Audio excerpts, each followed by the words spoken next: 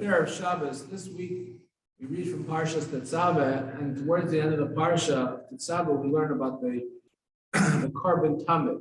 Now, what's interesting about the carbon tamid is not only the name, which means tamid always or constant, but it was the same exact carbon sacrifice that was brought daily, twice a day actually, as it says in this week's Parsha. V'zeh shetasa al mizbeach, was brought on the mizbeach kvasim shana. Shnayim le'yom tamid, twice every single day. Es hakeves ha'achad taseh baboker, ve'is hakeves ha'sheni taseh bein ha'arbayim. There was one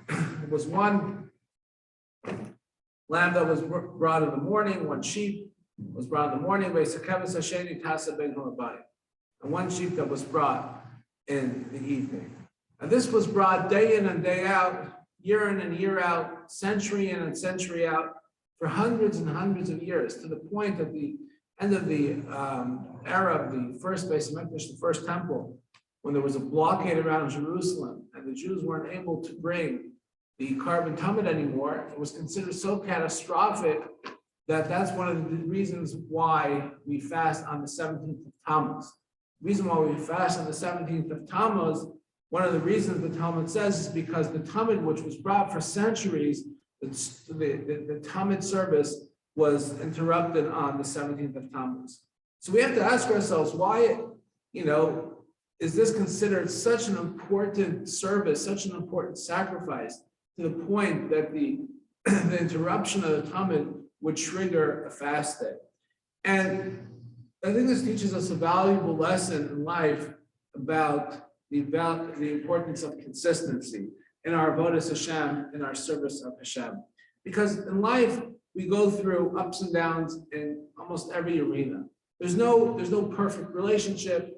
We go through ups and downs in relationships. There's no perfect professional career. We go through ups and downs in our professional careers. And there's no perfection in our service of God and in our spiritual endeavors of our Torah observance. We go through ups and downs with that as well. But that being said, it's important for a person to focus on consistency. Consistency, the idea is meaning sometimes to do even perhaps something a little less, but to do it in a consistent fashion is so valuable. And that's what the tamid represents.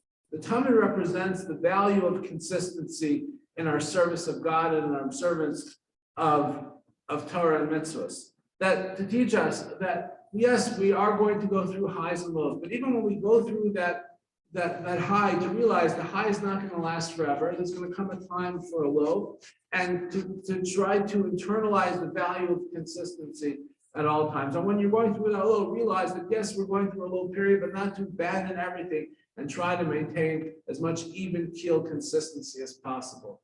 It's easy to say, but difficult to internalize and implement.